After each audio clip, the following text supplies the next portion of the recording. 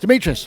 Yes. We're here on the Emute Instruments. This is, I believe, another project that's coming out of the research that's being done. Is it Surrey University?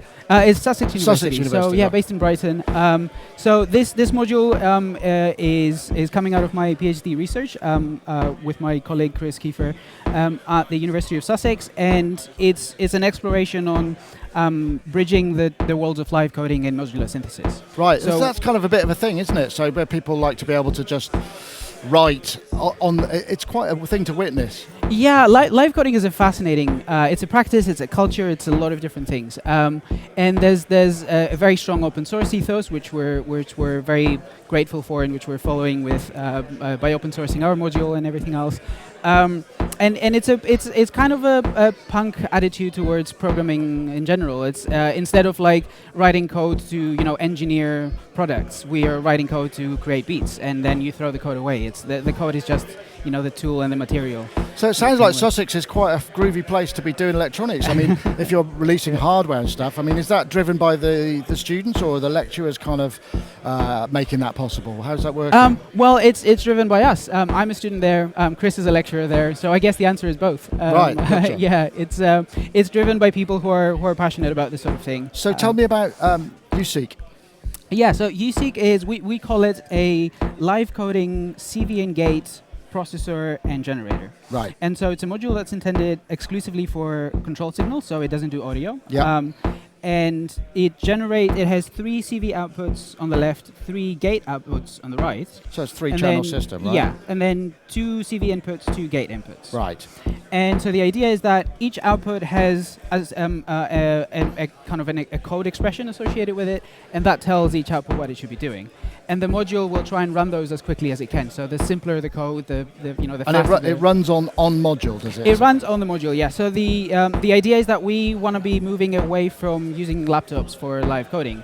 Right.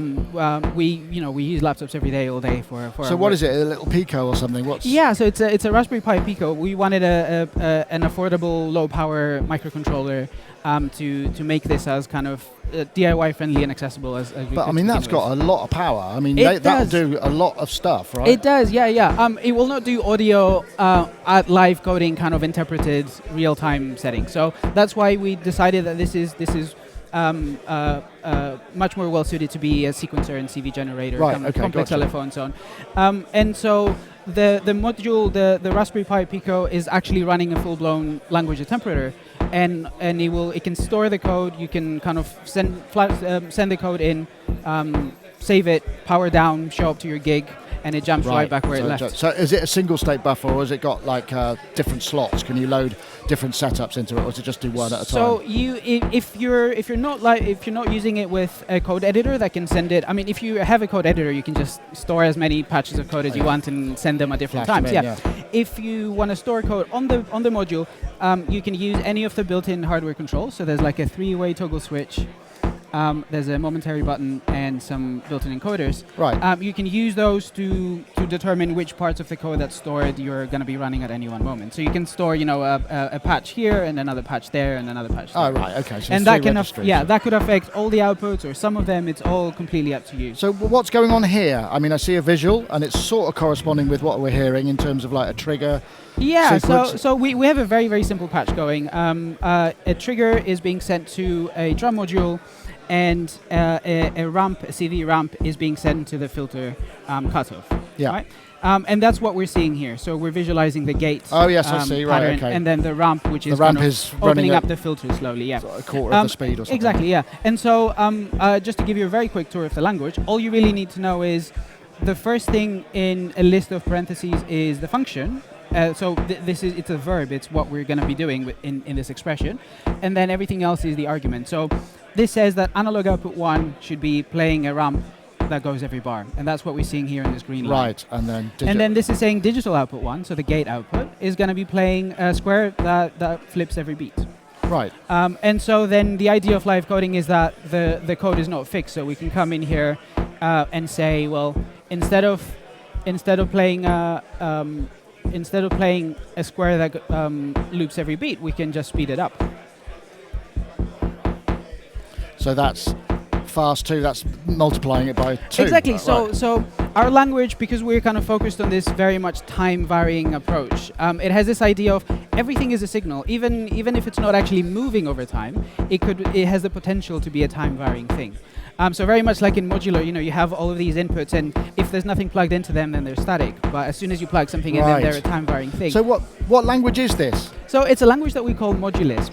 It's a contraction of the words modular or modulation and Lisp, and that's a homage to the. It's an old language. Yeah, isn't to it? the late 1950s. It looks a bit like BASIC. It's got a very similar kind of. Syntax. It's the same era of computing. Right. It's a very, in my opinion, interesting era of computing that's seeing a resurgence in the last few years, and it's a language that we chose for a number of reasons. One of them is it can run on low-powered hardware. So it's a language that's designed to be a live system. You can keep changing the code as the code is running, which is essentially what live coding is about. So okay, I've got a sort of philosophical question about this. Yeah, bring it so on. Live coding, okay. I mean, this feels to me like the perfect application of having some form of AI, natural language, to interpret. So you could just say output 1. You could speak it in a natural. So how does that fit with the live coding ethos? So this is a brilliant segue to my second reason for choosing this language. It's a very regular language. Like it's a language that has very simple syntax and a very regular structure. Everything is just nested lists of and so on. And so that's something that computers like, and it's something that AIs like a lot because it's structured language, and that's kind of what they're good at. In terms of how that fits with the live coding ethos, I think that's something that we're gonna have to see as it unfolds. It's not something that we can predict.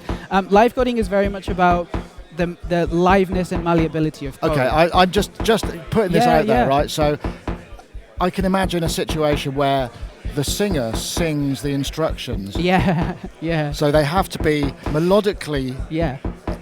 So it interacts with what's gone before and affects what then happens afterwards. Awesome. That can absolutely happen.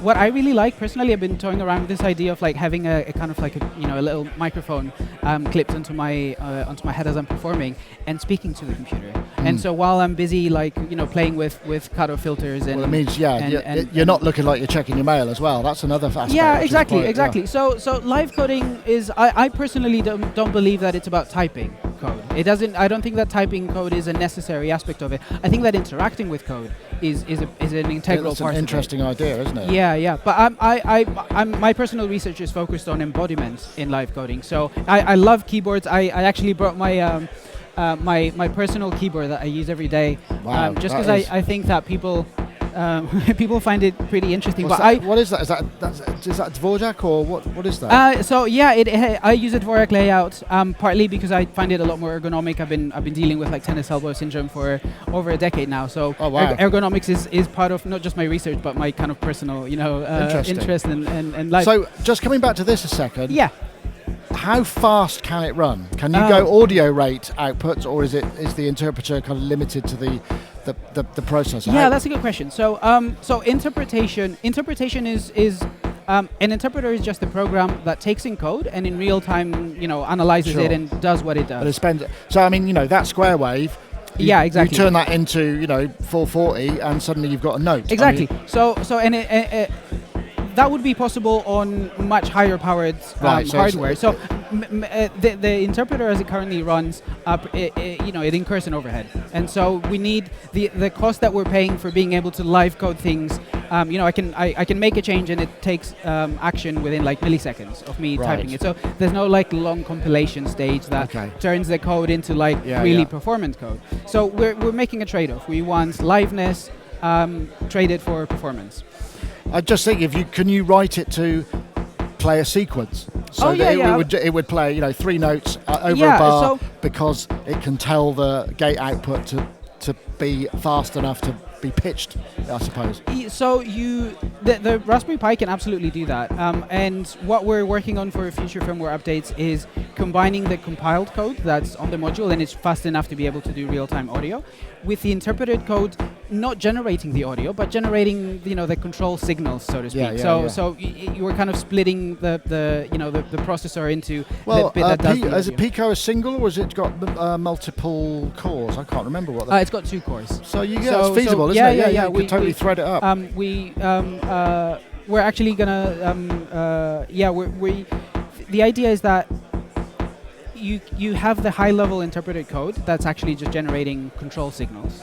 And then that can be piped into the second core in the oscillator. That could be doing something else. Exactly, Yeah, right, that could be controlling all of that stuff. But for now, I really quite like the idea that this is primarily a sequencer. The problem that I've had with programmable modules in the past is that they feel like a smaller laptop in my system, and so I kind of get this. It's a psychological thing of like, this can be anything. What do I do with it, right? Yeah. So we wanted something that has a very clear role and a very clear purpose. Okay, that's understandable. But I mean, audio is definitely something. So is this a thing yet? I mean, can people buy it? Is it going to be it, or when's it going to be a thing? It is already a thing. It's been released as an open source project for about a couple of years now, and it's been released as a commercially available module since this past June. So it's almost a year now. Yeah. Well, do you know what it costs? Yeah, I believe so. It's available as a DIY kit and as a pre-built module. The DIY kits are available from Thonk at, I believe, around £150 plus VAT. So and then the assembled modules are available through Signal Sounds and some other distributors.